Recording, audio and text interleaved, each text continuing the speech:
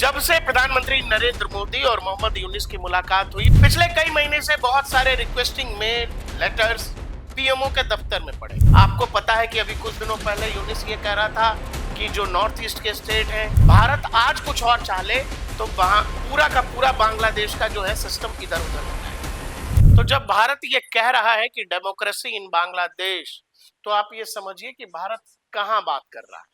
क्या भारत शेख हसीना के प्रत्यर्पण को तैयार हो गया है? क्या प्रधानमंत्री नरेंद्र मोदी और अंतरिम सरकार के मुखिया बांग्लादेश वाले यूनिस के बीच ये बातचीत हुई कि हाँ जी, हम तैयार हैं और हम इस पर विचार कर रहे हैं कि शेख हसीना को बांग्लादेश को सौंपा जाए, बांग्लादेश की मौजूदा सरकार को सौंपा जाए? क्योंकि जो चीफ सेक्रेटरी हैं बांग्लादेशी अंतरिम सरकार के, जो मुखिया हैं उनके, जिनका नाम है शफीकुल आलम, शफीकुल भाई लगातार फेसबुक पर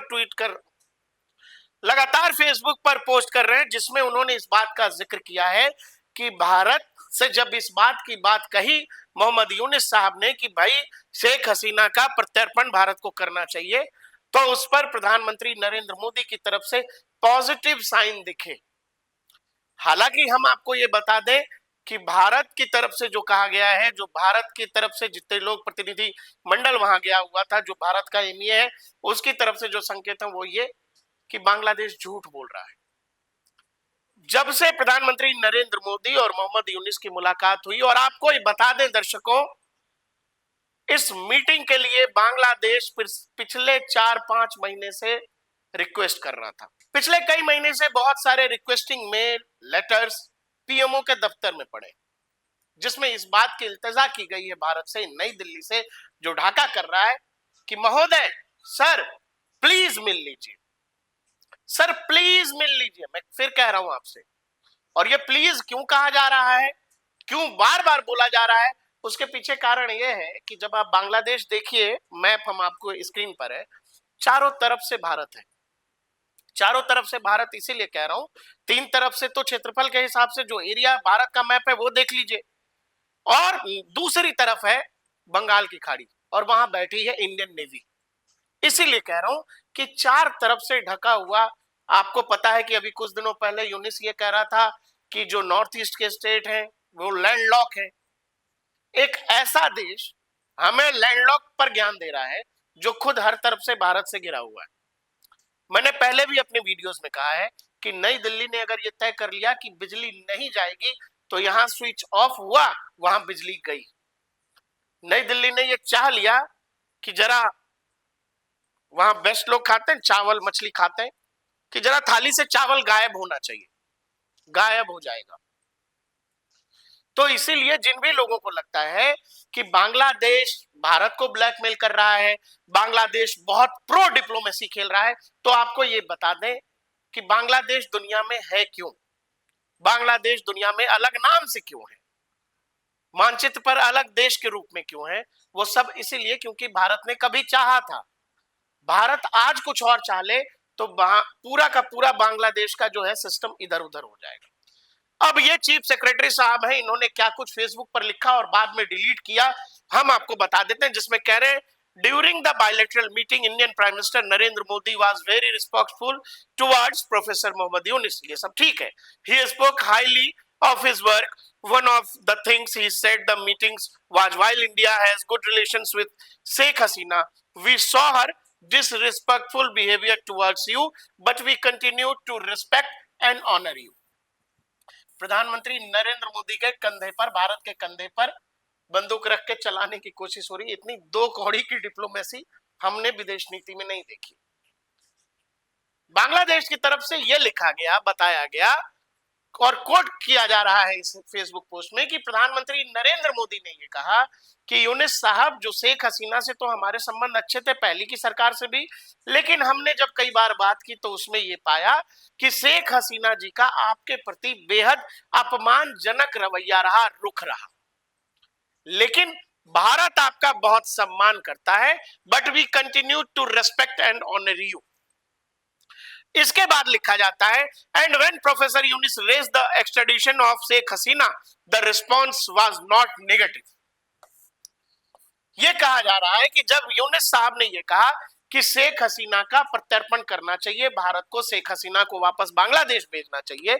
इस पर शफीकुल आलम लिख रहे हैं कि रिस्पॉन्स वॉज नॉट नेगेटिव, मतलब सब अच्छा था। उस पर प्रधानमंत्री ने एक तरह से हामी भरी।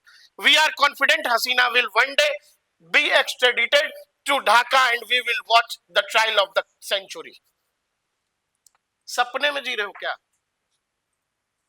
सपना अपना ठीक है, लेकिन सपने के बाद जब आदमी की आंख खुले तो उसको हकीकत का पता होना चाहिए। दूसरा, आपको पता है जो भारत का प्रतिनिधिमंडल है, जो भारत की विदेश मंत्रालय है, उसकी तरफ से इस पोस्ट पर घनघोर आपत्ति जताई गई। बाद में ये पोस्ट हालांकि फेसबुक से शफीकुल आलम ने जो है डिलीट कर लिया, अब वो पोस्ट फेसबुक पर मौजूद नहीं है। लेकिन सवाल है कि ढाका इतना कंफ्यूज क्यों है? ये जानबूझकर ऐसी कहानियां क्यों बनाई जा रही हैं जो बातचीत हुई ही नहीं? प्रधानमंत्री नरेंद्र मोदी की तरफ से ट्वीट किया गया था जब वो मोहम्मद यूनिस से मिले थे, जिसमें उन्होंने जिक्र किया था, met mister Mohammad Yunus, chief adviser of interim government of Bangladesh. क्या लिखा है प्रधानमंत्री ने? बांग्लादेश के मालिक लिखा, बांग्लादेश का प्राइम मिनिस्टर नहीं।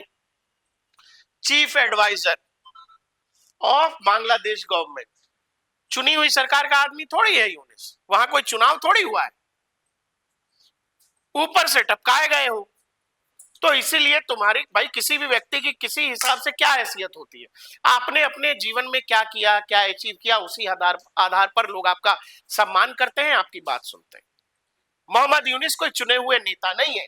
आगे प्रधानमंत्री लिखते हैं, India remains committed to constructive and people centric relationship with Bangladesh. I retain India support for peace, stability, inclusivity and democracy in Bangladesh. ध्यान दीजिएगा, डेमोक्रेसी इन बांग्लादेश। सवाल है कि अभी है डेमोक्रेसी? क्या हमने कभी ये कहा है कि democracy in Taiwan, democracy in Thailand? अभी अभी थाईलैंड भी गए थे प्रधानमंत्री। तो जब भारत ये कह रहा है कि डेमोक्रेसी इन बांग्लादेश, तो आप ये समझिए कि भारत कहां बात कर रहा है। मैंने आपसे पहले भी कहा है कि डिप्लोमेसी में एक एक शब्द, एक एक सेंटेंस का बहुत सारा मतलब होता है। अब उसको डिकोड करने वाले लोग अपने अपने हिसाब से डिकोड करते हैं। आगे कहा गया है, discuss major of prevent illegal border crossing and express our serious concern for the safety and wellbeing of Hindus and other minorities. साफ साफ लिखा है प्रधानमंत्री ने कि हमारी और यूनिस साहब की जो बातचीत हुई है उसमें हमने क्रॉस बॉर्डर जो लगातार घुसपैठ होती है उस पर और हिंदुओं पर लगातार हो रहे अत्याचार और हमलों पर बात की है। और जब ये प्रधानमंत्री कह रहे हैं तो आप यकीन करिए कि 1-to-1 मीटिंग में क्या कहा गया होगा यूनुस को। बेसिकली भारत ने कायदे से समझाया है यूनुस को बैठाकर। दूसरा, ये बताया गया कि ये बकवास करनी बंद करो। ये जो बकवास करते हो कि इंडिया लैंडलॉक है, यहां चाइना आएगा, व्यापार करेंगे, तो व्यापार तब करोगे जब पेट में भोजन होगा। भोजन, पानी, ऑक्सीजन सब बंद हो जाएगा अगर इंडिया चाह लिया तो। अगर ये बात ढाका को समझ नहीं आ रही है तो ये बेहद मुश्किल होने जा रहा है आने वाले समय में बांग्लादेश के लिए। अब देखिए, लगातार वहां पर वही जो अखबार लिख रहे हैं, कई सारे वेबसाइट लिख रहे हैं कि आखिर क्या प्रधानमंत्री नरेंद्र मोदी और यूनिस के बीच किसी तरह के प्रत्यर्पण को लेकर बात हुई जिसमें शेख हसीना को बांग्लादेश जाना होगा। तो मैं आपसे कह रहा हूं, नहीं, ऐसा नहीं होगा। शेख हसीना बांग्लादेश तब जाएंगी जिस दिन भारत ये तय कर देगा कि बांग्लादेश में अब चुनाव होना है, वहां नई सरकार का चुना जाना जरूरी है, और तब बांग्लादेश शेख हसीना जाएंगी भी और वहां चुनाव भी लड़ेंगे। अब सवाल है कि यूनिस और प्रधानमंत्री नरेंद्र मोदी के बीच बातचीत कैसी होगी, प्रधानमंत्री ने कैसे बात की होगी, उसके लिए हम आपको एक वीडियो दिखाते हैं और इस वीडियो में देखते हुए आप ये समझिए, यूनिस साहब आ रहे हैं और प्रधानमंत्री ने जैसे हैंडशेक किया है ना, इतनी जोर से यूनिस का हाथ पकड़ा है, ऐसा लग रहा है जैसे लग रहा है हाथ का वो होता है ना, स्पॉट आ जाता है वो दूसरी तरफ, हाथ की छाप छोड़ दी होगी यूनिस के हाथ पर, इतना तेज पकड़ा है। डिप्लोमेसी में सब चीज का मतलब होता है। आप कितनी बार सामने वाले से आई कांटेक्ट कर रहे हैं, हैंडशेक कर रहे हैं या गले मिल रहे हैं, कितनी बार एक दूसरे को देखकर मुस्कुरा रहे हैं, इन सब चीजों का मतलब होता है। प्रधानमंत्री नरेंद्र मोदी जिन भी नेताओं से संबंध अच्छे हैं भारत के, भारत का विदेश नीति के लिहाज से वो देश अगर महत्वपूर्ण है, तो आपको याद है प्रधानमंत्री कई सारे नेताओं से गले भी मिलते हैं, लेकिन यूनिस से क्या किया? हाथ मिलाया, बहुत बार देखा भी नहीं, बहुत आई कांटेक्ट भी नहीं हुआ है। यूनिस पेपर लेके बैठे हैं, मतलब कि कंफ्यूज है, उनको क्या बात करनी है उनको बहुत क्लियर नहीं है, इसीलिए लिख कर लाए। साथ ही एक डर भी होता है, जब आपके पास इतना बड़ा लीडर बैठा हो तो आप बात क्या करेंगे, कहीं एजेंडा इधर का उधर ना हो जाए, इसीलिए आप लिख कर बैठते हैं। प्रधानमंत्री को इसकी जरूरत नहीं थी, नरेंद्र मोदी को। ढाका लगातार भारत और बांग्लादेश के बीच जो कुछ हुआ थाईलैंड में, उसको लेकर लगातार झूठ बोल रहा है। अब ये झूठ क्यों बोल रहा है, इससे बांग्लादेश का क्या फायदा है, हमें नहीं पता, लेकिन ये जरूर है यूनिस अपने लिए लगातार गड्ढा खोद रहे हैं, जिसमें किसी दिन वही गिरेंगे।